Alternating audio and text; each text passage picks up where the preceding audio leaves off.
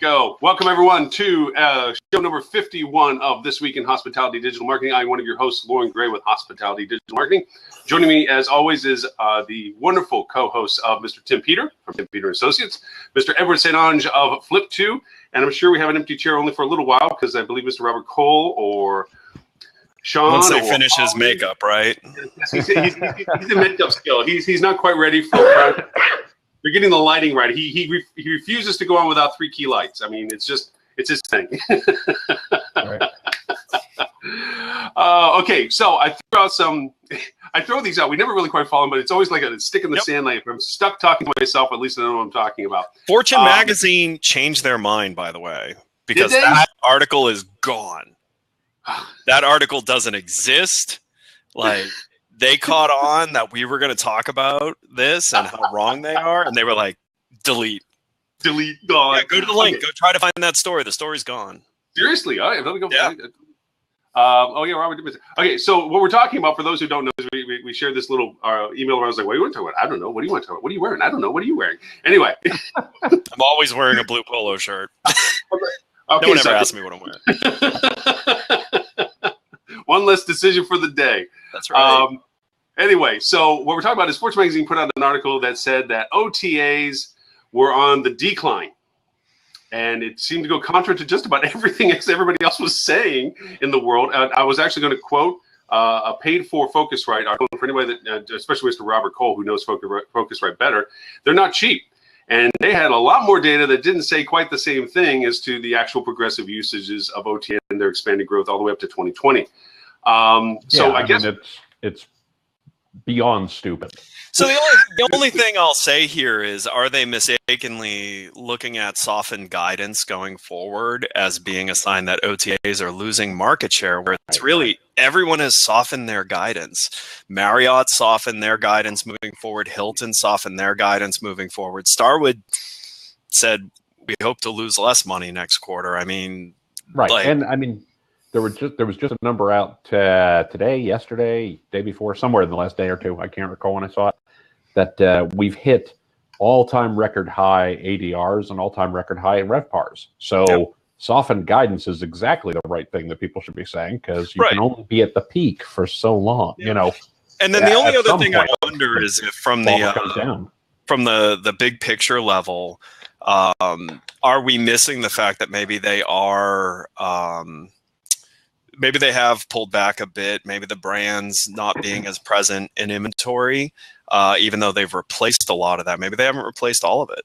I mean, that is a possibility and that would make sense if you have Hilton, IHG, Marriott, Hyatt, and whoever else has made this. Wyndham. Did that pull enough inventory into a softened amount that the rest of the inventory they had wasn't enough to, deal with the demand shift and all of that? And the only reason I say that is you would see a queue that looks like they're growing when you're looking from the inside out. But that's also because, does Phocuswright include Hilton, Marriott, IHG's report on where that pickup is? And if it doesn't have that, that's possibly what we're seeing is maybe they are pulled back a tiny bit, and it looks like they're blowing up on this side because they lost a bunch of inventory, So I have a theory that is backed by data. Come on, we got to guess here. Whoa, this is not that kind of show, mister. Wait. This is hospitality marketing. Okay. This is okay. No solid data here. No data, no theories. We're wildly guessing. Yeah, this is All right. Well, then I have a swag. I got a swag. I got a scientific wild ass guess for you. No, what I've seen, if you look at 2001, 2002, if you look at 2008, 2009, if you look at where we are presently, and you look at the period in between those, 2005, 2006 in there, what has seemed to happen every time since there has been basically, OTAs, is when the economy is soft, customers tend to move towards the OTA in a bigger way because they know they can find a better deal, they've got more options available to them, etc. And when the economy is strong, people do tend to shift more towards brand direct because they know they get recourse if they have any problem, they're less price sensitive, things along those lines. So, oh golly. Good my. So, what's up, dude? Dude, Are you trying to appeal to millennials? Hendo Hover. Hey. I got nothing, man. I'm out. I'm done. that just killed what you were just saying. I'm done. It's over. By the way, just for clarification, Holly Zoba, a longtime listener, first time caller, asked what is softened guidance? That's a term that's used to politely say how when a public company reports guidance for next quarter, they say it's not going to be as good as we initially set out the year thinking it would be. Guidance to the street. Guidance to the street. So they do that so they don't miss when they hit the next quarter. So it's called softening your guidance. They kick off the year saying, we believe this year is going to be this. And then quarterly, they give updates on this quarter's guidance was this. This is how we performed against that. Next quarter, here's what we're seeing as a heads up. And if they say, oh, heads up, probably not going to be as good as we thought it was going to be, that's called softening guidance. And Holly, you probably are more familiar with it in your world as sandbagging. Yes. Right. Or referring back to last week's conversation about revenue management, hey, boss, guess what? Yeah. Or in the case when things are getting really bad, underestimating how awful things are. Yeah, it just kind of depends on how. Right. Yeah. Okay. Right. So, are you guys talking about? I'm no, late. we were talking about the Fortune article that nobody can seem to find now that said they the OTAs are. Yeah. But just to finish the point, it certainly looks like that, customer behavior is somewhat cyclical in alignment with the business cycle. Now, will that hold true when we go into the next downturn? I don't really know, but it's happened twice. So, I'm inclined to believe that when people get more price sensitive, they're going to shift back to OTA. And when people get less price sensitive, they'll shift to brand again. So I suspect that if there is softened guidance and things like that, if there's any threat to them, it's cyclical. It's short term. It's not systemic by any Don't stretch. feed into it. It's how they get bigger. Well, don't get me wrong. I think it's a terrible idea because I think the brands, and I shouldn't say the brands. I'm going to call out properties on this one, right? And I'm going to call out properties with the enormous caveat that I understand you have a note to pay every month, right? So you have to put heads in beds. You have to put feet in sheets. I get all that. At the same time, Loren's never heard feet in sheets before. I know. That's at the same time, if every time business is soft, you turn around and go crying to the OTAs, it's no wonder that they have the leverage that they do when they have the leverage that they do, right? I mean, we kind of make our own beds and then we're forced to lie in it. You put your own heads in your own beds. Yeah, exactly. So you froze. Robert just froze. Yeah. Robert just froze. I number of hotel Hold on. Groups Let me get a screenshot of that. Oh, I missed it. Am I breaking up? Was I breaking up there? You're frozen. You froze with an exceptionally well-defined face. Was that a Steve Austin reference, Robert? No. I'm breaking up. I'm breaking up, and I can't hold it. Yeah. No, I'm working on a channel optimization white paper. And the number of hotel groups who, off the record, are saying they are going full force trying to get as much business through the OTA channel and basically attempting to shift share from the major groups who are offering lower prices, not doing rate parity, everything like that is astounding. It's a lot of folks are in the hotel industry are looking at capitalizing on hey, those. Listen. But here's the thing. If it's a short-term strategy that you have a long-term strategy to replace it, it's actually a clever strategy. Absolutely. So, I mean, bottom line is there's an opportunity right now where you actually have leverage over the OTAs where you can say, yeah, you know what? I'll actually commit for the next 18 months, right? Give you everything you've ever asked for. But in return, that's right. Here's what I want the 18 months after that. And you actually, you stand a chance to do it now. Be clever at the way you negotiate. And oh, by the way, that's actually being a good partner too. Absolutely. Help them when they need help and play their exact game that says, and for helping you when you need help, here's what I want from you when I need help. And if they get mad at you for it, just say, oh, I'm sorry, here's an email from you in 2009 saying this exact thing. I thought this is how you guys like to do it. But bottom line, what do I mean when I say be prepared to get off of it is take the upside that you're getting from the pickup and the favored negotiation and start investing that in real marketing effort. That's exactly make right. sure you actually have a plan to drive that business, or what's going to happen is the tables will turn really aggressively and you're done. I hate when we agree so much, because I think it makes for a less interesting conversation. But I mean, Ed, all I can say is damn straight, right? I mean, it's absolutely true. By the way, Loren, you're audio only. Yeah, you're audio only, bud. Yeah. You have poor internet signal. Which is funny. We've gotten some comments from people in the thread asking if I could be audio only. But what are you gonna do? They only want to look at Ed. Why is that? Base made for radio, I think is what they said. No, but by the way, going to this whole thought process. So right now, if the big scaries of our industry are saying we're probably at the peak, you better start thinking about what you're going to do in the downtime. Right. The only thing we have a paused recording, Loren. So you did something. I see pause. Oh no, that's to pause the recording. Sorry.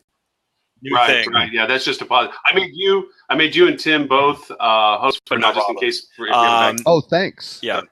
So what I was going to say is we require a collared shirt on this. We require a collared shirt. I had no idea. I always violate the dress code. No, sorry. I don't. You were saying. So this is the second business for me going into a pretty, what's going to be a bumpy road for the travel industry. And this was also the second time for me being at a fat time in the travel industry as a vendor. And the type of vendor I've always been has been about doing smarter business, getting better revenue, getting more profits, just on different ways of going at it. And the funniest thing to me that's always been is, do you know when my companies have grown the most? During the down. When it's all garbage, like when everyone is struggling and like all of this. And do you know when we are fighting our hardest?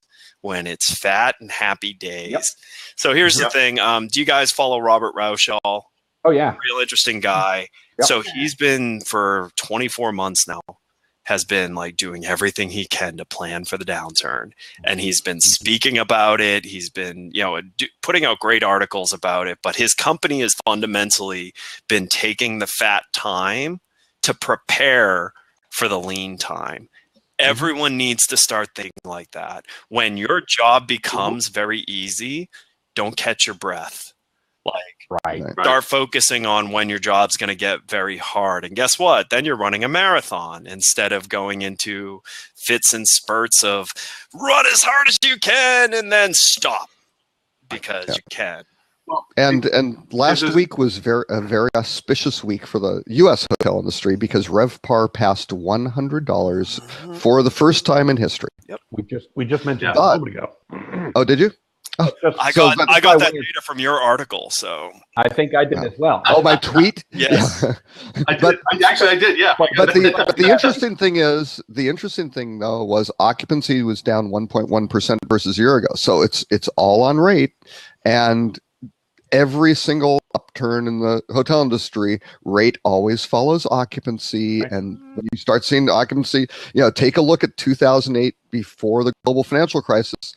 Things were peeling off a little bit on occupancy. Rate was still going, and then there was an external catalyst. There's always an external catalyst popping a bubble.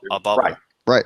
When that, and there it goes. Yep. So every bubble is caused by something. To to tie two conversations together, Ed, your comment about never getting tired and always making sure that you reinvent yourself because good times doesn't mean you slow down. When we were talking about managers last year, one of the things that I always had when I was at property was whenever my front desk staff created a solution for a guest problem, I said, great, don't use it again. And they're like, what do you mean? It worked. And it's like, yeah, because if you keep, that's your go-to, that's the only tool you have in the toolkit, then there's going to be a day that doesn't fit the problem that you thought it was going to fit. So always keep coming up with new ways of doing it. And the same goes to what you're saying about marketing. It's like, okay, we're in this fat time now, and it seems to be okay, easy, or whatever have you, and not to slow down, but to start saying, how do I begin to retool? Because that's the messages I was getting, Robert, was that, you keep rethinking different ways of doing it so that if one doesn't work, you're not sitting there scratching your head going, I don't know what to do next. It always worked before. Instead, you're saying, okay, now whip out plan B, let's do plan C, or this is our other contingency idea. And that's where a lot of, even from a marketing strategy, a lot of hotels don't do. They think shutting off their marketing during their fat season time is just to save money. And what they're losing is they're making this hole. That's right. Yeah, that's why you have that dip down, is because all of a sudden you fall into that hole you created for yourself. Because I always try to tell them, is like, look, while you're the belle of the ball, even if you have nothing to sell for this day, get the connection to the data, get the people connected to you so that when you are, lean and can shoot a cannon down the hall and not hit anybody, you got a list of people to go to and say, hey, remember us? I know it's not the same time of year that you're interested in us, but we have something that might get you here. Here's an offer. Right, and start planning. Yeah. And I realize this is less about marketing and more about operations, but now's when you should start planning like renovations. Mm-hmm. Yeah.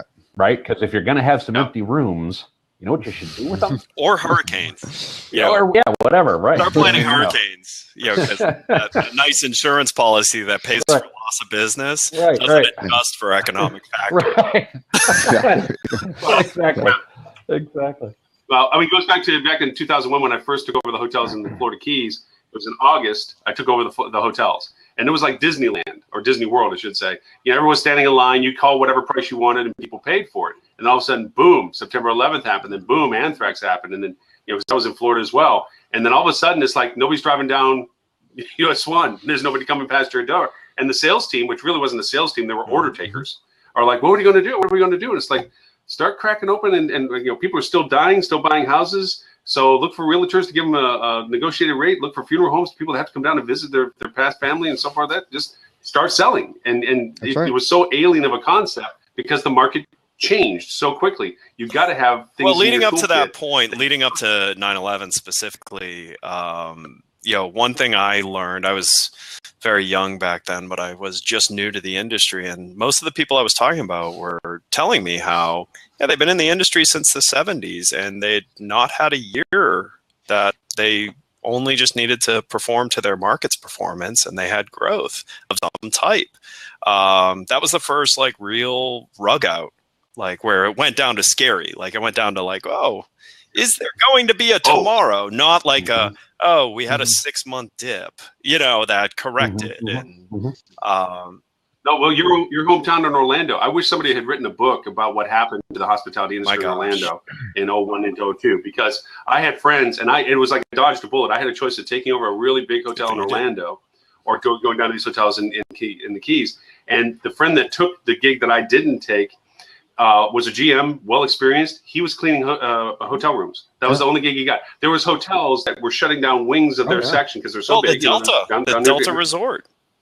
They closed the doors and they were to do a renovation. Next thing you know, the building was torn down. Well, my thing, they were sharing hospitality crews. The housekeeping crews were literally being shared between hotels. So that the rooms are there. I mean, the stories that come out of Orlando of survivability of those who did survive were pretty crazy. After the global financial crisis, the Hyatt Regency Dearborn was my favorite poster child, because you'd go in and it actually ran 11% occupancy. And it's right across from Ford's headquarters and everything like that, but it's just nothing is happening. They've got, I think, the Southfield Mall, or, there's some big mall out there. It's in the parking lot. Everything. The revolving restaurant was converted to banquet space, which means it's closed. All the, one food and beverage, 800 room hotel. I don't know how many floors shut down. And the bottom line was, it was been in receivership for 18 months, but they had to keep it open because the owners looked at it saying, if you close the doors, then you get, a nickel on your dollar as opposed to maybe we can get a quarter on the dollar sort of thing. But just absolutely pathetic. And I mean, junior hockey league teams coming in. I mean, pubescent boys with sticks and pucks, whipping the hell out of, but they took if they could get up to 40, 50%, on a weekend for whatever kind of Smurf business they could come up with, please, they had to pay the note. So well, people often forget, revenue managers forget, and staff forget that there's a cash flow to every business, that you have to make sure you're funded for your payroll. You have to be funded for your bills. And as much as these are numbers on paper, for revenue managers, oh, golly, I didn't hit that number, as we talked about that softening. That there's a real repercussion to it. There's a housekeeper behind that number, or there's a front there is a number, a night auditor behind that number. Yeah. And the revenue manager goes before the housekeeper. Or becomes the housekeeper. Or becomes the housekeeper. Yeah, exactly. Yeah, very true. Hey, on the other newsworthy item thing, just I thought that ironic that yet again that another hotel ownership group has gotten hacked. Kimpton this time. Omni was last week. Kimpton's this week.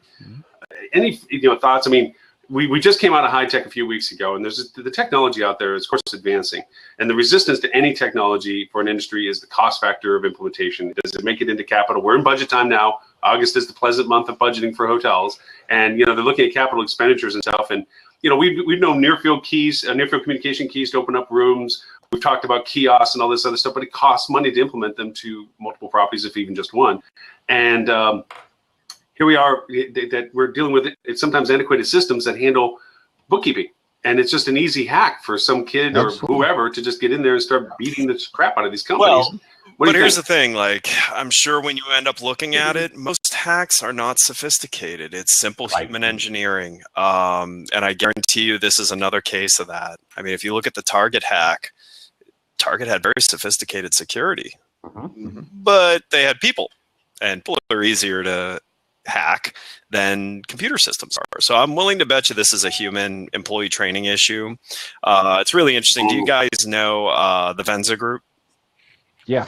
Yeah, Venza, so, I happened to, when I was in between kind of looking for the next thing I wanted to do, I spent a lot of time with them just helping them out. And one of the pieces of advice I gave them was, don't just be a training platform, start building some product. And they took that and ran with it and went down this PCI training.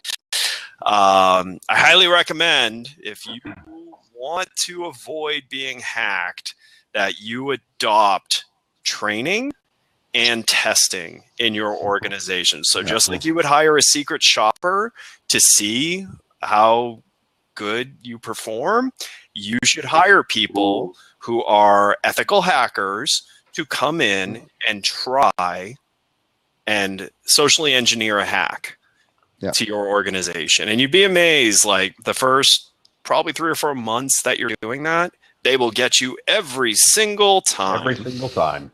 And then eventually they'll start getting you less. But most hacks are not pulled off by sophisticated hackers. They're pulled off by someone who's just trying any of the tried and true ways that humans make mistakes, like drop a bunch of USB sticks in a parking lot. You'd be amazed at how many people will pick up a USB stick and will plug it into their computer. My gosh. I just posted a quick link. I just want to point it out before it scrolls off the side there. But Gizmodo had a thing yesterday about how hacking a celebrity's phone in the 1930s was similar to today. And the reality is it's social engineering. It's people asking questions, innocent questions of your front desk people, or asking questions of engineering when they come because, oh, look, the light is out or something like that. Or just little things like that give them enough information. And it's got to be night auditors. Yeah, I mean, the reality is, getting hacked is just kind of a reality. You put locks on the doors of your rooms, and yet sometimes people break into those too, right? You put safes in the rooms, and yet sometimes people steal from the rooms too. I don't get too, I hate to be blasé about this, because obviously it's a serious problem and it's something that companies need to take seriously and need to focus on. And I agree, again, Ed, we're far too much in agreement today. I agree with everything that Ed just said. The simple fact of the matter is, there's some bad actors out there. And if you're if you're of any note whatsoever, of any consequence, you're going to get a hack attempt at some point. So it's better if you actually, do it to yourself first, so that you can understand where the things are. Make sure you put in the training. And some of it can be made gamified, right? So like one of the things we do here at Flip2, because it drives me nuts to walk by someone's workstation and it's logged into and they're not at their desk. So there are 2 rules that we actually teach lessons on when that happens. One is you always log out of your computer the second you are walking away from your desk. And the second is you're not supposed to be using social media, your personal accounts on our computers. Right. So what do we do when you leave your computer open? You post something. You post something on social media as that person. Actually, we've moved past that because that started just getting too. It happened too much. So then we would just start randomly liking things for you, liking and following group and stuff like that. That would take you forever to figure out what you're liking and following. Like, the men with wigs, support group and stuff like that. And now you walk through this office, there's never a lit up computer screen in this office if there's not a person sitting in front of it. My cruelty was, at first we did stupid things like flip the screen, invert the screen, lock the screen, crap like that people, once they figured out how to fix it once, they know how to fix it again. But I would go and I would change the password to unlock the computer and then reopen the computer again. And then so they didn't know the difference until their computer went down and they went in and they can't get back in. And that would just be down. So that was a lesson. But now David's making a bunch of points on the side, really good points on stuff that I want to make sure we don't miss. But also with Holly on here, Holly, have you looked at maybe taking some of what Ed's saying and incorporating that? I know you're doing it for performance modeling and so forth with your team, but it seems like this is a content piece that Signature could bring into their property level training programs of security awareness. That maybe as a shopping value, go over and say, hey, look, let's look at you and see whether or not something can be hacked, just out of pure interest to see whether or not that there's some sort of value proposition. Because it seems to me if you're already there teaching the team better performance metrics on their calls and guest interactions, this could be a part that could be possibly thrown in as well. So, but anyway, Dave has some points off to the side. Any of you guys want to pick up on any of those? And of course, if we need to, Dave, if you're interested, we'll keep Robert out. I mean, So Dave, my only concern is like, man, people are going through great lengths to get access to your accounts. Like, so they convinced Apple to get access to your iCloud account, and then they convinced Amazon. That's amazing. Like people. So that is a lot of effort. Rule number 1: don't be a target. And so, Dave, whatever you're doing, you're really messing with. Oh, okay. I was gonna say, man, Dave, I think the odds of being hacked that way are pretty bad. But let's take a lesson from Las Vegas Sands Corp. Does everyone remember the big hack that happened to them a couple of years ago? Boy, that shook them to the core, and that was personal. Nothing was taken. Nothing was breached. All that was done was their site was taken down and some photos were put up. And that was personal. That was an attack specifically to the head of that organization.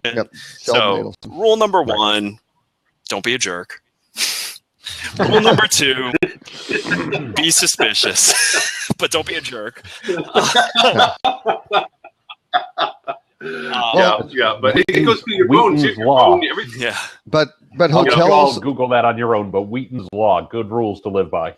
Yeah, but hotels are great targets because of the fragmentation between the brands, the owners, and the management companies, and all of the easy things they can do. And again, echoing Ed, the Target hack came in through a maintenance port for vendors, so vendors had easy access to the point of sale, HVAC, right? Maintenance. Yep. And so that's how they did it. And all of a sudden, boom! They once you're in, you're in, and they nobody thought that would be a clever. With hotels, again, between either social internet or these, I think the prime target for a lot of these are overnight desk clerks, night auditors, things like that. The manager's not there, or people have sent kludgy remote access to go get in.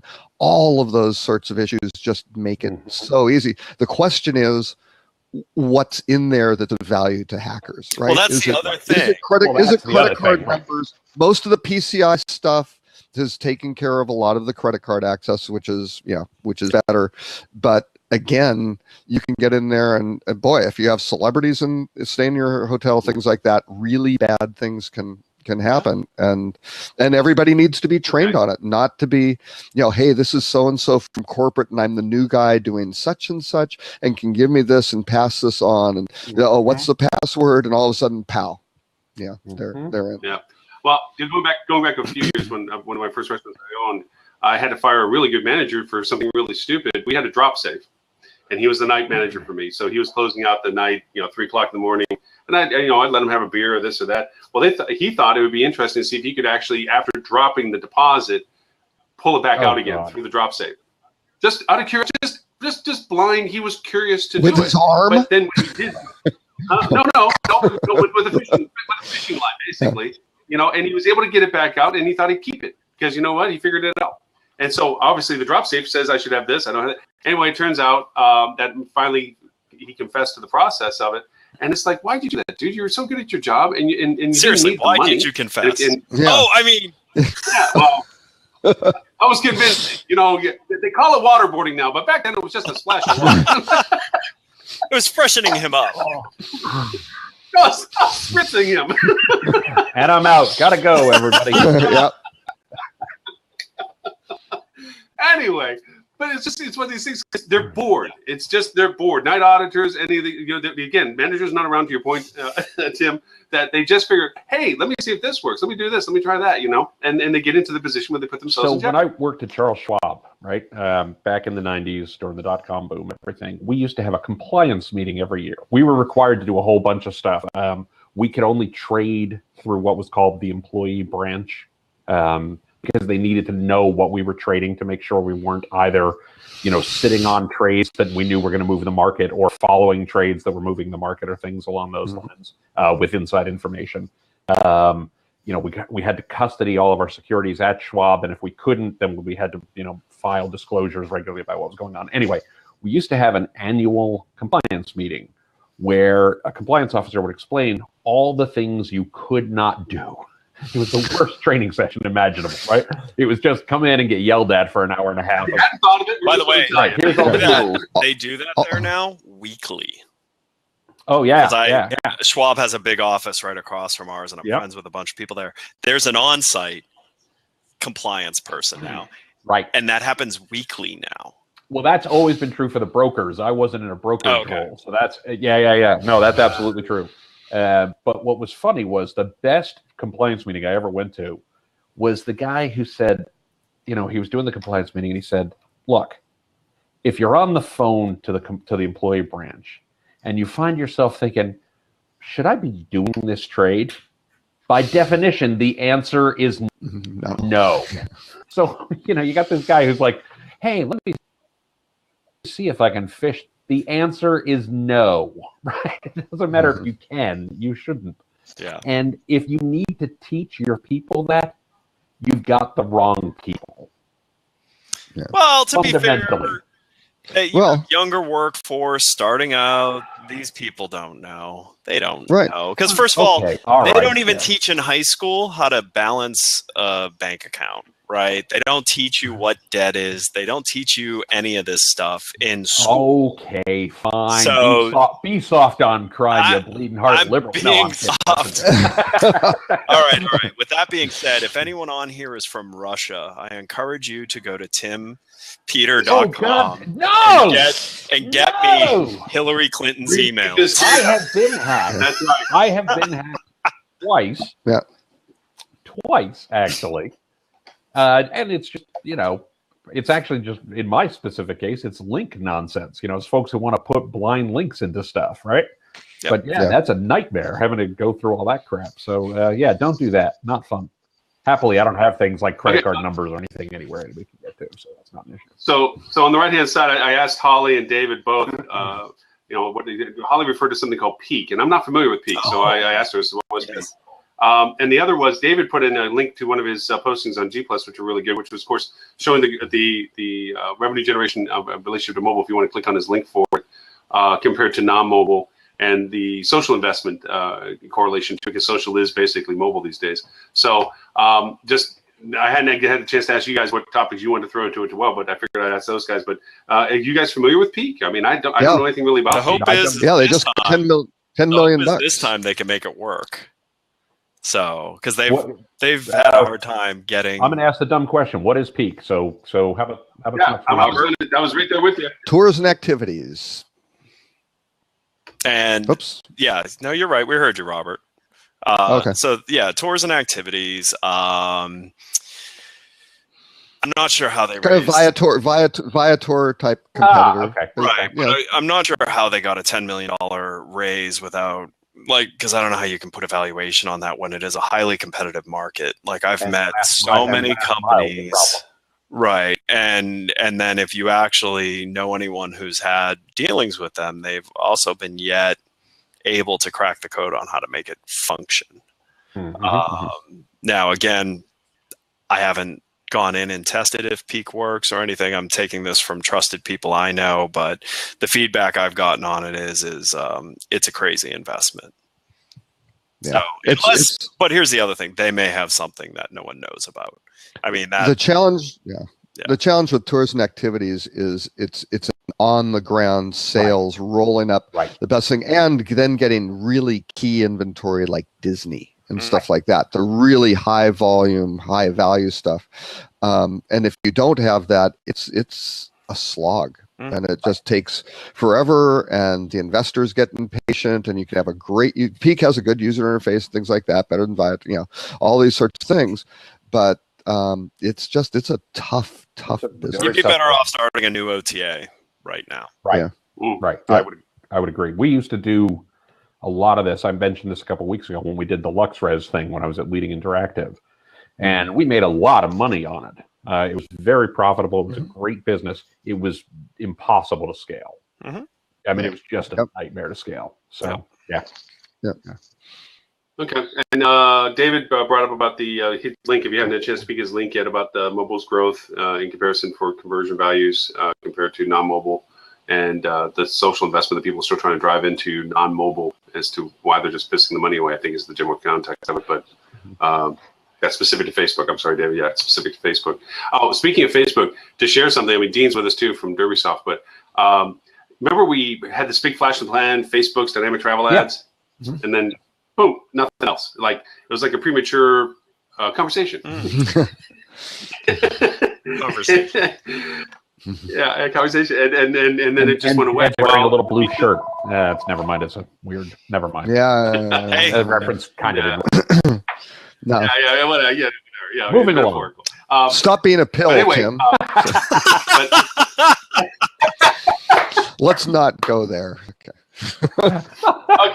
Anyway, as we digress down the toilet of this. All right. So it hasn't really gone away. It actually has now become alive in the dynamic world of ad placements and so forth. It is, it actually is beginning. It has started, and a major brand, unnameable, is first in the gate on it, and there's a lineup of all the others that are launching as well, with the ability for real-time data into the ad spectrum. And then, of course, you did the bidding and all that kind of stuff to it. I did not find out something neat. I get to talk about this stuff, and they don't. But I found, TripAdvisor, they now have ROAS for their meta search as a function tool for their thing. And as I get learning more and more about all this stuff, in order to get in the meta search thing, you got to pay for your business listing. For every hotel that you want with them, you got to pay for your business. That gets freaking expensive. Okay, it wasn't expensive to start, but they've ramped it up. Okay, but here's very effectively. Here's the thing. I'm going to fight for the business listing for just a second, right? See, I knew we were going to disagree about something. This is cool. Well, it's because I didn't bring up the topic. That's why he's disagreeing. Well, I finally got a word in. Sorry. All right. So the gloves come off. So the thing about the business listing is, they've jacked up the price like crazy. They've jacked up the price like mad. But depending on where your positioning is on the page, it's still the best value in digital marketing by far, because the amount of traffic it drives and things along those lines and the amount of value you get out of it is tremendous. If your position on the page is really low, it's a waste of money. But if you're near the top of the page, it's huge. And I've tested this, and I've tested this with all kinds of properties. You know, folks who are listed very high, folks who are listed, you know, lower, even first page, and it pays for itself easily. When we talk about a ROAS, if you get the traffic from it. So it's just a question of does it make sense for you? They've become rapacious like crazy lately and been jacking up the price like crazy. I know. Look at you. Yeah. His screensaver is currently up. Rapacious is to. We're going to turn this into an SAT thing. Yes.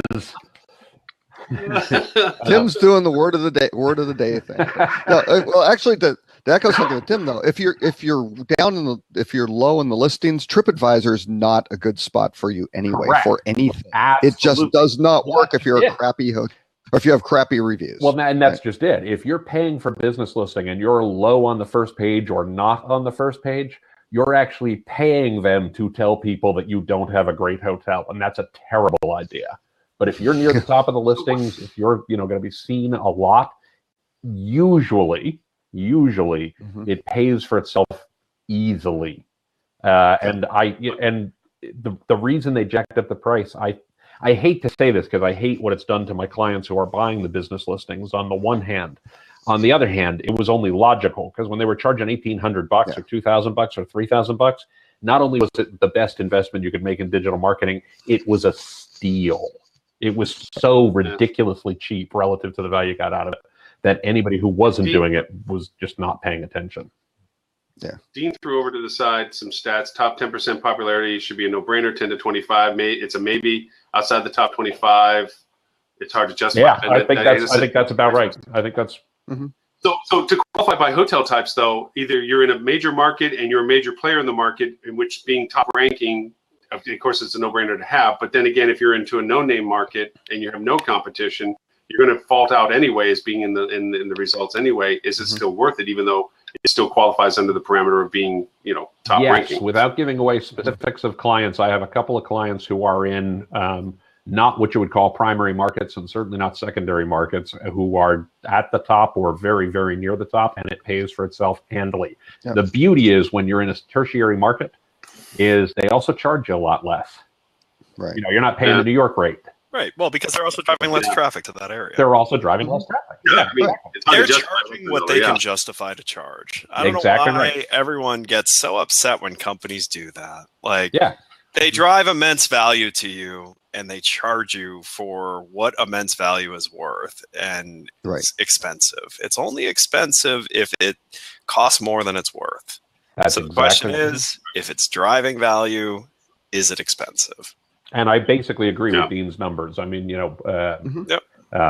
if you're outside, like if you're bottom 25% ranking, it's time to renovate to get all your rankings erased on TripAdvisor and then try again.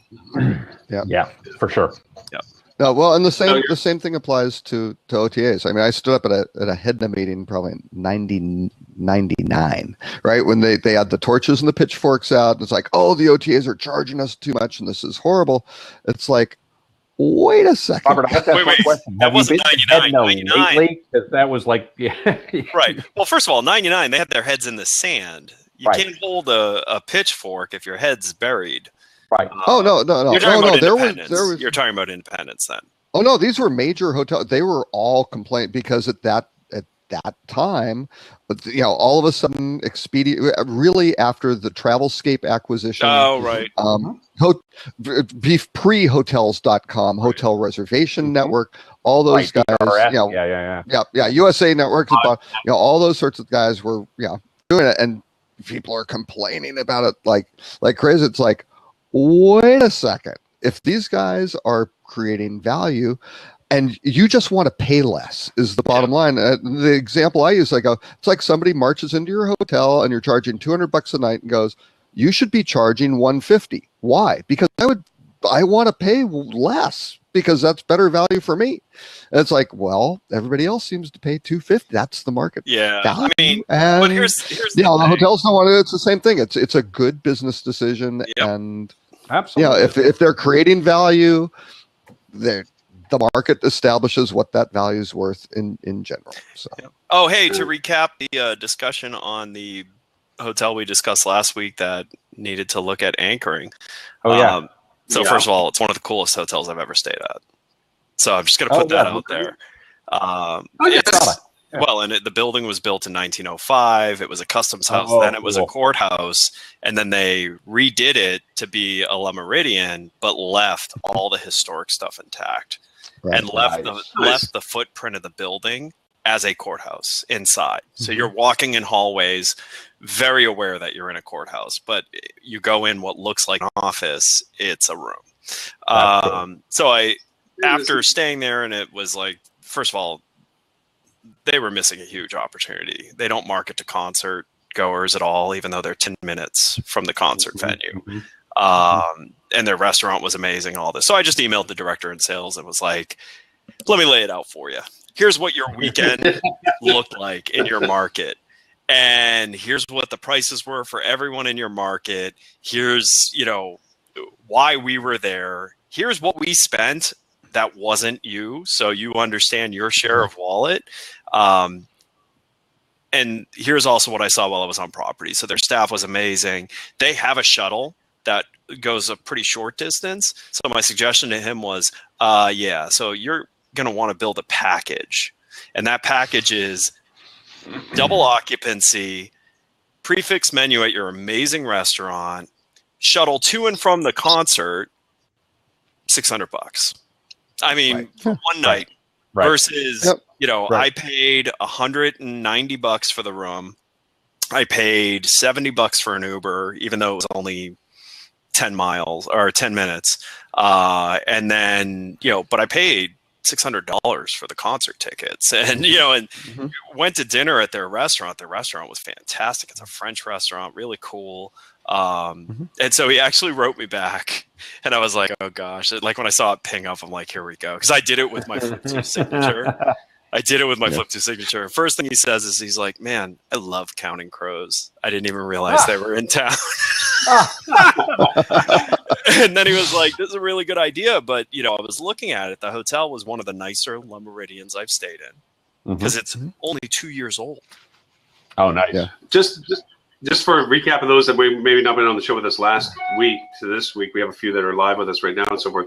And what you're referring to was we talked about bad revenue management, lost opportunities for maximum demand at certain times. And so if you want to recap a little bit of our discussion last week, because you're the one that brought the example to the table, instead of understanding a little bit of what we're pointing out is that was the end cap to that experience that you're just referring to. Yeah, just basically talking about the hotel had such compelling value that I decided to reach out to the director of sales and point out, first of all, what I think they should do when, Hard Rock's at $1,000 a night.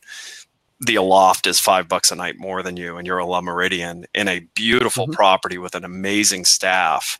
You should get creative. Marriott will fix that once they, Starwood winds up coming into the fold. Probably with before we go, cluster revenue manager will deal with that. I got to do a shameless plug real quick. Going back to the OTA thing for 1 second. Just because this is something that comes up all the time about when we talk about the torches and pitchforks, folks, and things along those lines. I've got a very simple structure that I wrote about a bunch of years ago where we talk about, does the OTA reach a guest you can't?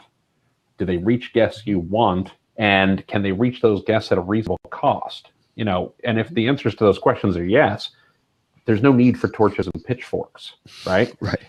When the answer to those are no, then don't work with the OTA. It becomes a much simpler proposition from that perspective. So anyway, I posted the link to the post. And the reality is sometimes they can, and it may be weekends versus weekdays. It may be seasonal. It could be up markets, down markets, all those sorts of things. Absolutely. Let me go over and throw a question out from a person that's joined us. Evangelos. I'm sorry, I'm not saying the right name. Question was, what would be a good way to promote a small hotel without paying for ads? Well, you've come to actually a good people to ask that question to. I'm going to say a strong advocacy marketing campaign is a good idea. Mm-hmm. Yeah. For those, just as a recap to everyone, if you haven't been with our show before and so forth, Tim Peter and Associates, consultancy to hospitality. Robert Cole with Rock Cheetah, also hospitality consultancy, and Mr. Edward St. Ange with Flip2, which is an outstanding platform for what he can describe it to. So, and to Loren answer the Gray question, of hospitality digital marketing. and hospitality, I'll throw my hand into that one too. Thank you, Tim. So we'll round robin it real quick, and to give a quick answer to it from our own individual perspectives, what would be your best single suggestion to answer a question like that? Should it be client facing? It's like, hey, what can I do to promote my small hotel without necessarily paying for ads? Tim, you want to hit it first? Yeah, I'm gonna come at this from a slightly different perspective. First off, I agree that I got two. One, you got to make sure that you're doing well in terms of your ratings and reviews and things along those lines. Because if you're not getting good ratings and reviews, it's going to be hard for people to find you, particularly if you're a small hotel without a particularly well-known brand. That's going to be a bit of a challenge. The second thing I would say is that, I challenge the premise of not paying for ads. Yeah. If you can make the ads ROI positive, do you pay travel agents today when they send guests to your way? You're willing to pay them 10%. If you can make your ads return 10 to 1 or 11 to 1 or 12 to 1, now you're doing better than a travel agent. And for every dollar you're putting out there, you're getting 10 or 11 or 12 bucks back. So I'm not saying you should absolutely pay for ads. You want to make sure you have your ducks in a row first in terms of good content about your product, good ratings and reviews for your product, good booking experience, good booking experience, etc. Right. It's all the my point's all the fundamentals, all your local business listings, everything like that, all the places you need to be to make sure it's current, it's accurate, it's updated, and it's tagged. Hopefully, so you have some level of analysis, so you can figure out what's working and what's not working. So if it does come off of yellow pages or who knows, whatever, some secondary, tertiary thing, you can at least see. Because again, if you start recognizing that some of these channels, who knows, maybe in a particular situation you're getting a bunch of business from Yelp. Right. Which normally wouldn't be the case from a lot of folks, but you go, wow, well, then you might want to advertise on that platform because it seems to be working for you and your local market for whatever reason. For whatever segment you're a lot of it's the blocking and tackling. You got to look at what kind of market it is. So a small hotel in Orlando, you're not buying paid ads because you can't afford to. Right. The cost for an ad to Orlando is ridiculous. So then you get creative. How about a nice billboard? A billboard maybe on the highway would be good. Yeah. Yeah. In Canada. That's the closest you'll get. So I think it depends on what market. But like I said, quite honestly, you do need some form of marketing as a strategy of any business, and that costs money. Whether it costs money in the form of paying for an advertisement, or costs money in the form of a sales team, or it costs money in the form of a distributor, however you look at it, all pieces of business cost money. The thing that's important is you need to understand what each type of business actually costs you. Because here's the thing, if you actually pick apart after you pay for your booking engine and your web design and your personal time and then the ads and all of that, there's not that big of a gap between direct web and certain OTAs. Because OTAs have come down in a lot of markets. They're not 30% anymore. Right? Like we're seeing in major compressed markets numbers in 15% range. Well, like if you look at what a booking engine costs, if you're rocking Sabre Hospitality Solutions booking engine, and then you layer on top of that, web design and everything you need for the content creation of that, the photography and all of that, it's still cheaper, yes, and with volume and time that will grow to be better. But after ad spend and SEO and everything like that, it's not like it's a gigantic difference. Right.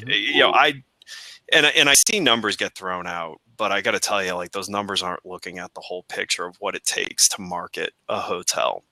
Because when you actually go from beginning to end of everything that was involved in doing that, there is a small margin of higher cost to an OTA, but it's not, unless you are paying 30%.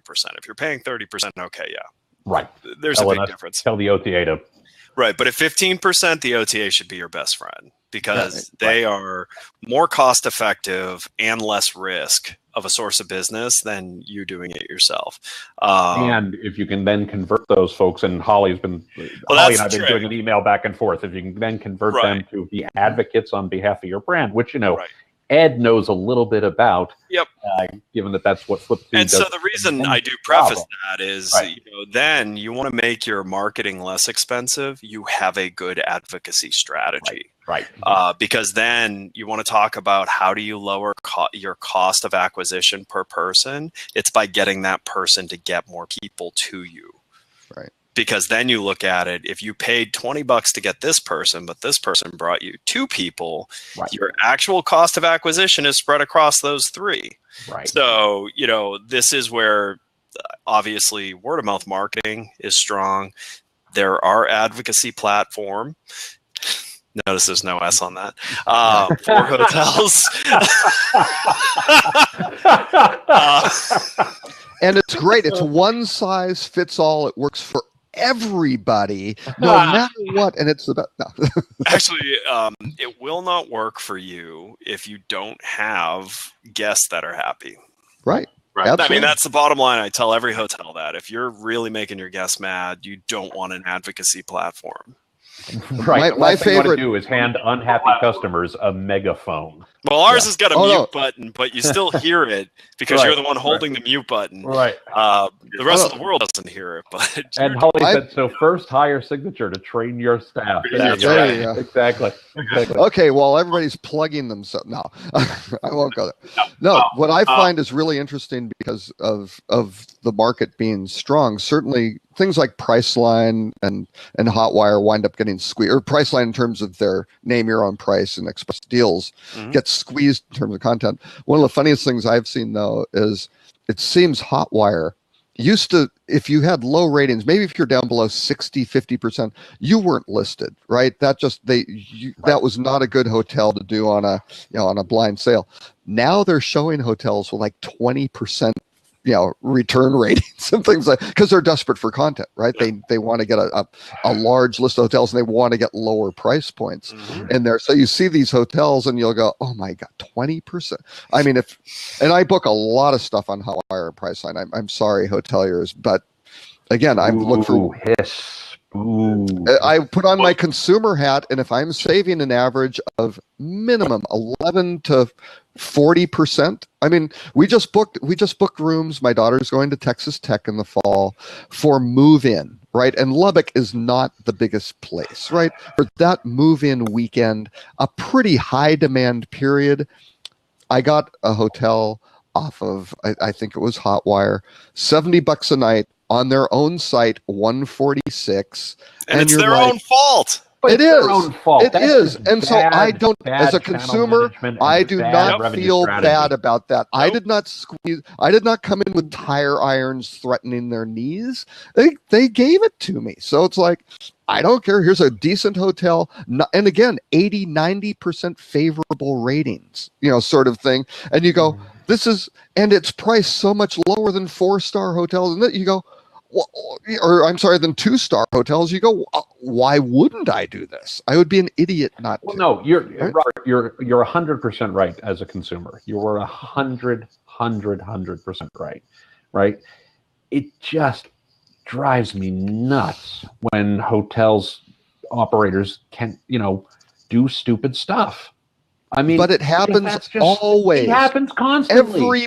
Every destination I go to. It's like one of those questions about, like, why do you hit yourself in the head with a hammer? Well, because it feels so good when I stop. We need to stop hitting ourselves in the head with a hammer. Okay, Loren, you haven't had an opportunity to answer Evan's question, so by all means. I was going to say, you've left me very little. You left me very little, and eventually went over and gave us a link to the hotel that he was asking about for. And it's a bit of a challenge to think of what I can contribute beyond what you do. First off, I agree with everything you're doing. Before you answer, because I'll go ahead and not say what I was going to say after clicking on the link. Go ahead and click on the link. Take a second and give him a little bit of advice on what he can do, because there's some instant obvious things you will find when you click on that link. Mm-hmm. I did not want to go start doing website evaluations. You don't want to be paying for ads. Rule number one, you need to be converting whatever you do get. Right. That site has some fundamental design issues. It's pretty looking, like it's a pretty site, but navigating it is the menu. You gotta work on the menus. The menus you can't. Let's not take it. Go ahead, Loren. Okay. First off, I want to go over and add to the completion of the question that was asked, and that is, given everything you all have mentioned, and I'm going to advocate more on Ed's side of the fact that you really have to have your product in line and your service in line before you even attempt to think you're going to start advertising, because all you're doing is you're giving a platform for those that are dissatisfied as much of a platform you had hoped to give those who were satisfied. So you really got to make sure your product's in place. I'd also recommend that you have your collateral and your ability to measure in place before you start any processes, because it's one thing to have a great marketing idea. It's another one to not know whether it was successful because you didn't set it up initially to measure what it did or didn't do. So if you're not familiar with metrics and how to look at metrics with like Google Analytics or something, become familiar before you need to use them. Have your pictures that you're going to use as you develop content. And to the last part, I could probably add to that whole conversation, build content. You have to build a foundation before you can build a house. You need content. You can't just start pulling stuff out of your butt because all of a sudden you have a demand for it or a need for it and you didn't plan for it. So have the pictures, which apparently this hotel does not have a problem with, in the sense of the number of pictures that it has and the beautiful ones, but have also content relevant, your editorial calendars as to when events are that are related to you, things that are of noted interest that you can share and join. And to one of Robert's points, see locally what you can connect to, not just your citation work that Robert was referring to, but who can you connect with in your local markets that you can't, rather than recreate the wheel, see what your competitors are doing or people that you feel you measure to equally and adopt what they're doing and try to improve if it's possible, so that you don't have to create it for yourself, just simply mimic it if it works for other places. To the website question, Mr. Ed, two things. First off, wrong font, wrong bar. Can I jump on the website thing for 1 second? No, because there's a more fundamental problem here. The booking suite. Well, the checking button is all wrong. Nope. What's that? The booking suite website. The fact that it's a booking suite website. Yeah. Yep. The fact that this is a booking suite website and they allow you to do this is unconscionable. Right. Because the whole reason you should be using Booking Suite is the default product should be foolproof. Yep. It was funny. I was looking at it and I instantly looked at this saying, this looks like that model. Let me scroll down to the bottom and it was a Booking Suite website. Yeah, that is. I look at this and like they're like this is problematic because they told your friend that they are taking care of everything and you should use them because they're experts and they're better at it than you are. But here's the thing, like it screamed in my face major problems. Like, first of all, like, okay, if you want people to discover your site without paying for ads, that means one of the first things that should happen when you navigate to the site is you should instantly know where the hotel really is. Absolutely. I had to scroll to the bottom of the page to find out what country it was in. Right. Yep. Right. And the checking, you should, if you're going to have your checking should be available immediately without having to go, and it hijacks it. It brings it. It takes away the mother site and doesn't open up a orphan site or parent child site for the booking, even if it was to be working that way. You're hijacking your navigation. Fundamental bad. I mean, those and even the color selection on the menus. I mean, I can, at least on my system, the way it's rendering, you've got white on this light kind of grade. The gradation. I can't really see the phone number. The menus aren't popping up at all to navigate it. The links at all. It's white on white. Yep. Right. It's doing nothing also to explain why you would even stay in this city. Yeah. There's no call to action. I mean, the site before. So I agree. Do not spend a penny on advertising. Right. Because you're bringing people to an experience that answers no questions. Right. So, first and foremost, someone needs, and you can do this, like, yes, when you're ready to spend a lot of money, any of these guys, all right, could help you get it to the point where you'd be converting and you'd have strategy.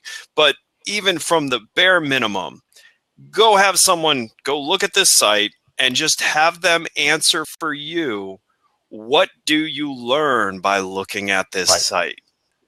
And what do you wish this site had? Because first of all, do you want to know why consumers go to 40-something sites when they're planning their travel journey? It's because your site is not doing what it should be doing. Because if your site is doing what it should be doing, they don't need to go to so many. It should go back down to 12. It should go back down to a lower reasonable number. But the bottom line is a site like this, and it's a pity because that hotel looks gorgeous. Yeah. Really gorgeous. It looks gorgeous. Amazing. But also, and one other recommendation, don't use Gmail as your primary email contact. Like, just go ahead and get the corporate Gmail. It's like $200 a year and have it be your URL.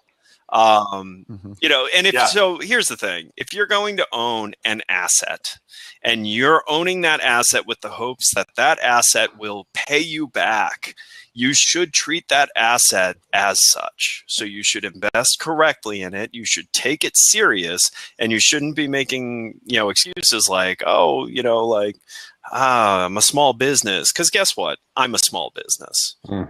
And I got to tell you what, like my goal last year, the goal I set for my entire company last year was for our company to become the best at B2B marketing inside of our industry.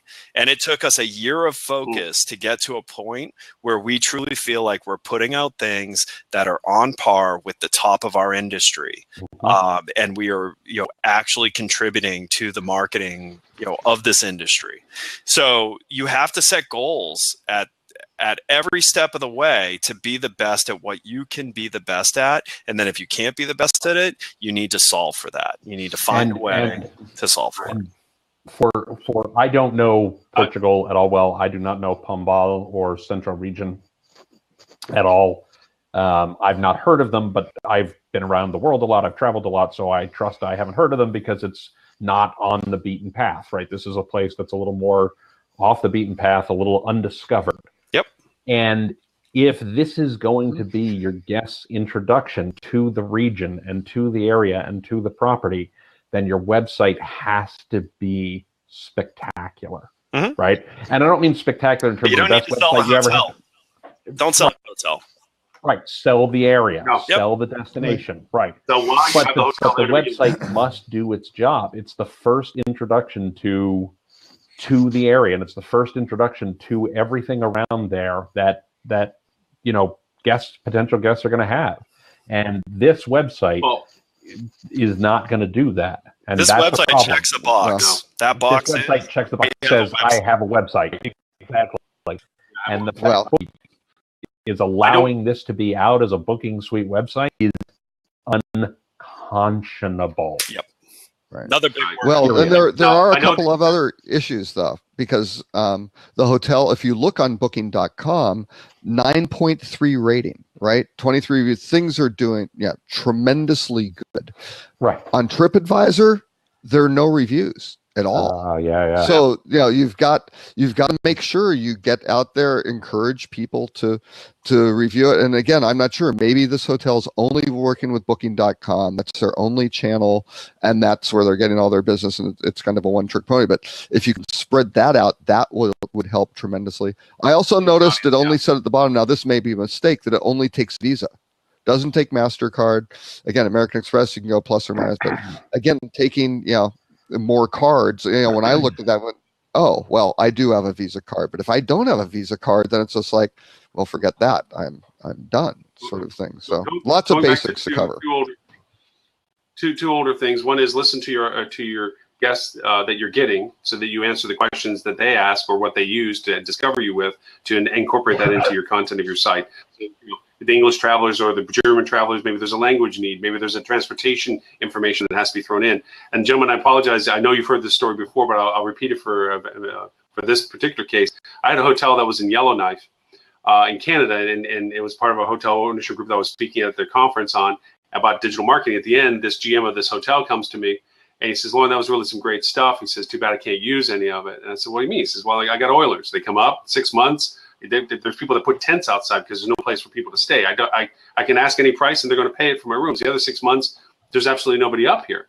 And I'm like, oh, okay. Well, I said, maybe we can. He said, no, there's nobody comes up. We're in the middle. We're above the Arctic Circle. Or to Evangela's point, it's a rural hotel. It's out in the middle of nowhere. Okay. Well, thanks for saying anyway. And as I'm walking away, he says, hey, but if you want to come up and shoot a 16-point buck or pick up a 20-pound bass, let me know. I'm like, wait, does that happen during any of the 6 months that you're not busy? And he says, well, yeah. I said, you do know people like doing that, right? And he says, well, nobody that, in this area says, no, globally, people want to get off the grid. Yeah. Globally, they want to go somewhere. Globally, they want to shoot and kill and eat things. What a perfect fit. So you got the place for it. So anyway, now at the end of the story of it is now he's only empty 3 months out of the year because it's dead of winter and you actually need to fly a plane to get up there at that point. But anyway, so to Evan John's point, it's like being rural isn't a negative. It's a positive. Right. You look at it as a marketing. Well, and here's the thing. But you can also start with a very basic thought process. Your friend has made an investment. What drew him to make that investment? What did he like about the market? Why did he choose that? Why did he think that was there? And that story should be told. Start there. Easy content. Absolutely. Who is your friend? Is your friend have a background? That's also like your friend should be on this site. If you own the hotel, if it's a small hotel, like talk about the owner. Right. Mm-hmm. Absolutely. Yep. I want to make one very quick point, just in response to something Evan said in the comments. It's that this is a new hotel owner and he's learning, and that's totally okay. I mean, I will tell you, I get very passionate about this because I get really pissed off when people rip off hotel owners. Mm-hmm. And, he's new at this. He's learning. He doesn't know a lot about this. And that's okay. He's, trying to do a good job. He's went and got a website from what ought to be a credible, place. Right. And low risk because you pay as and you low go. Risk. Right. Yeah. So, I mean, from that perspective, he's doing what he should be doing.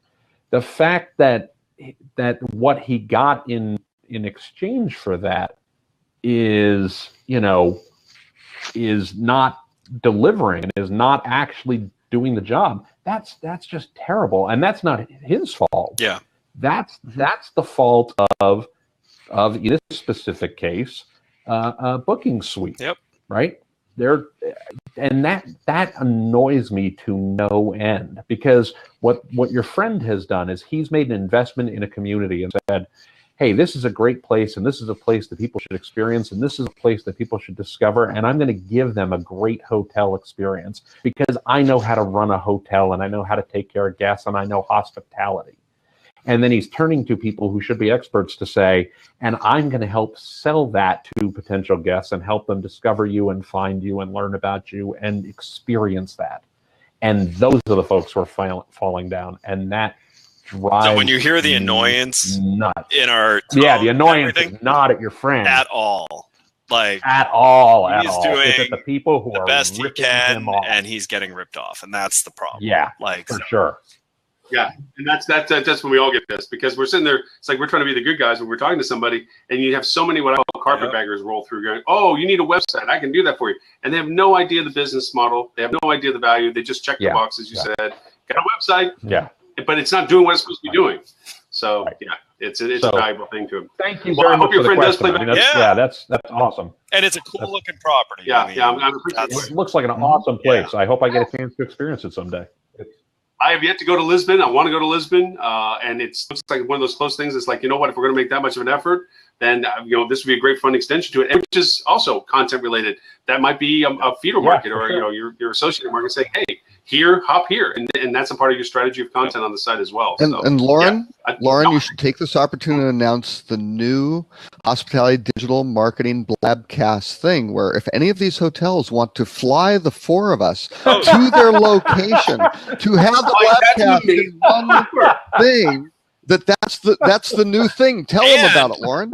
We won't charge you for it. Exactly. All you have to do is cover our expenses. Now we do have to be there for a week to make sure there's consistent double occupancy proper value and that sort of come thing. with a substantial crew. This may An look entourage. gritty. Well, and you have to come with garage-like. families. Yeah. Yes, all of our families have to come too, because Right. that way we really experience it authentically. Yeah. So We'll do videos. We'll write content, blogs, tweets, Facebook. We will cover the gambit for you. Yes. Okay. Small and nominal. It's figures, actually- cost and expense. how's our calendar looking, Loren? You worked that up, right? We have flexibility. And we got some blank spots still available. All right. Hey, gents, it is 12 minutes to 1 Yes, and I Eastern. actually We're going on 90 have a minutes, hard and I stop. actually have to jump off at 1 o'clock. Mhm. So, Loren, I don't know if you want to start to wrap us up or if we have... We can indeed. A couple of things. We want to try to keep tools and techniques into place. I did want to throw out there the fact that Google made their announcements of changes to their AdWords for mobile. We can touch it real quick just to say, you know, what the real modifiers are to this, about the ability now for expanded text ads.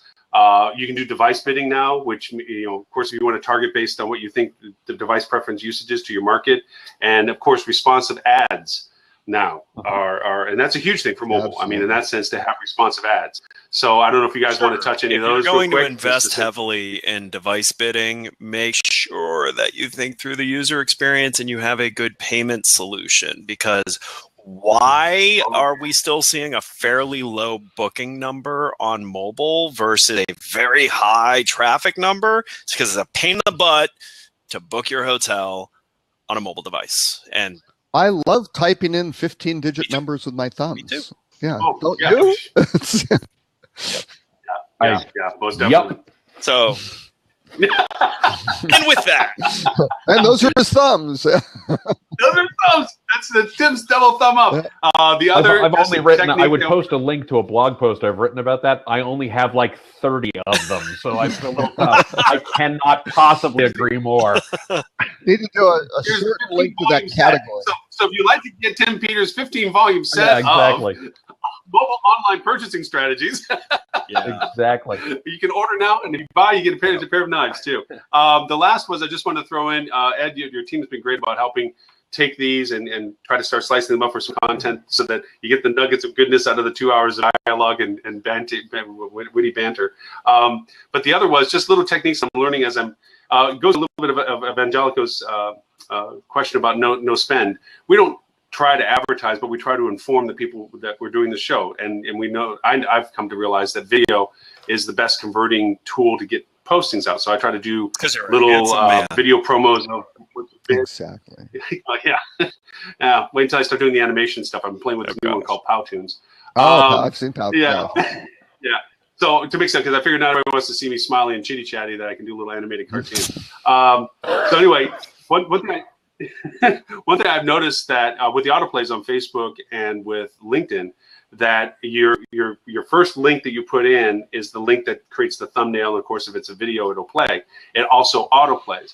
So just as a quick little tip, technique-wise, for anybody listening, if they want to and take the time to do little videos of things like, the dinner special that day or something special you're doing at the hotel, and make a little video promotion for it, is post in Facebook or post into LinkedIn what you want to say, drop in the link for that video, usually load it up to YouTube as the link, and then take it back out and put in the link of what it is you want them to go to. Mm-hmm. So the video will play, but the link will go to your booking. Right.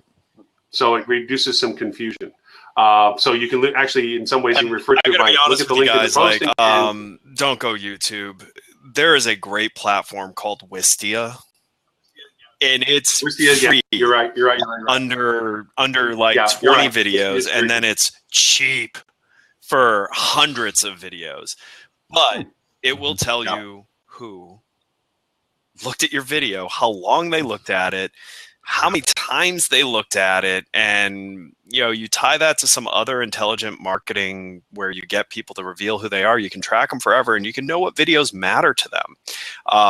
Versus YouTube, you're going to lose a lot of intelligence that you could have. So Wistia, we use it. We love it. And it'll grow with you. So it starts very simple, but it'll grow to a very advanced video serving platform. No, you're right. It's 25 videos. So you got some latitude that you can put it up on before you even have to pay. And very good point, because it adds, that's the reason why I use Bitly too for your abbreviations of links, is that it helps you track some of the engagement that you're creating from the link. And it makes it a little cleaner, and it's easier to talk. You give yourself a little bit of sales pitch where you can say Bitly/something rather than or whatever the link may be for something. So it does help in that account. Which brings us to one other just quick point of interest. Google has it now where it has a time amount that is averagely spent. When you look at mobile and look at maps and look at locations, it'll tell you the average time people spend in that business, which I thought was pretty darn neat. Interesting. Yep. There we are. Jonathan just popped up the Wisteria link. So when you look at it, because a lot of people use Google Maps now, not for really directions, but for peak hours, hours of operation, and so forth like that, or to hop onto a menu or whatever. Now there's an extra little bit of data down there that says people average spend 15 minutes there, which I haven't quite figured out how to rationalize the monetization of it. I'm sure it's useful for certain types of things. I can see the obviousness on that, but how to put that into the hospitality context? If you're a takeout, maybe if you got no, I don't know. I think you're going to see it be a thing. If you haven't seen what Waze is doing with their ads product, it's pretty slick. You'll see it for things like Dunkin' Donuts and the like. I think it's going to be. I think there's a real potential. It's a foundation. Google did give some metric. I mean, well, right, and they gave some earnings guides as well. They kind of softened their guidance as well going forward, just because they're running out of real estate in mobile in which to place ads. And I think you're going to start to see them figuring out how to monetize. They redesigned maps that made it a lot cleaner and left a lot more white space. And I suspect what's going to fill the white space are going to be ads. So I think it's going to be great for drive market properties. We'll see whether or not it's of any value for other types of properties. Yeah. No, what that is actually when people go about roadside hotels, I tell them, are you advertising on Waze already? Because that's a definite, you have to be on their kind of stuff. But yeah, Waze. Well, and I've got to think for ones like for whatever, targeting motorcyclists or things like that, right? So if you have a nice, secure pen where you can put it, a place where you can wash the bike, and you have hotels in the drive market that they'll give people, a couple of, cold bottles of water and things like that. If you cater to any specific segment like that, then it's going to be huge. And especially if you can then target those individuals. Well, gentlemen, that was hidden. Actually, ironically, all my agenda touched on in one fashion or today. Holy wow! It's not only one of the short abs, but one of the most efficient as well. Damn, we're either getting good at this or we're just being a little bit more concise. Well, considering the last 2 weeks I wasn't on and you guys were 2 hours and 15 minutes on both, because an hour of it's making fun of you. I mean, that's okay. I mean, scratch a half hour just in, well, let's do some Robert bashing. Exactly. Thanks, guys. All right. So for everyone that has joined us today live, thank you so very much. For those of you on Facebook, again, thank you also for joining us live on that. And for those who play us back afterwards, for everyone that wants to go over and contact us for whatever reason, out of interest or abuse, Mr. Tim, how can people find you? They can find everything they need at timpeter.com, or I'm on Twitter using the handle @TCPeter. And there's more, shortened it. Oh, after last week, you bet your ass I did. And Robert, that was part of the 2.5 hours. It was a half hour of Robert signing off. And you can reach me here and here and here. I want to be very fair. Last week specifically, Loren said, "So Tim, where can people find you? And where's your blog and podcast?" And he went through the whole list. So I answered all the questions, and then I got abused for it. So just go to timpeter.com. You'll find a link to everything you need, and @TCPeter on Twitter. Robert, how about you? And similarly, rockcheetah.com and @RobertKCole virtually everywhere else. Fantastic. And Ed? You can go to flip.to, or you can find me by Edward St. Onge on pretty much any social network. Fantastic. And Mr. Gray, who has gone audio and you only. can find me at hospitality. Yes. You can find me at hospitalitydigitalmarketing.com. And for those who want to play back any of these blabs or shows, that it's at hospitalitydigital.com/blabcasts. And you can see all of them all the way back for now. What will be almost a year. Next week will be a year that we've been. So what are we dressing up as for next week? So I don't know. We have to pick a color, I guess. Yeah, you're right. I'm down to audio only. Anyway, thank you very much for those that attended to us live. Evangelico, thank you for the question. Holly, thank you for the answers and the insights. David, thank you for the content as always and being one of our persistent attendees. Do sincerely appreciate that. And anytime you want to, we'll kick Robert out. You know, I don't make him a host. I make everybody a host but him. Who was here earlier than these other latecomers, huh? Who was in there at the beginning? Know, FIFO, man. FIFO. Yeah. First in, first out. All right. Which I think this is what it is for me, and for the time spent for everybody. And as always, thank you everyone else for attending, and we are going to pause the recording now.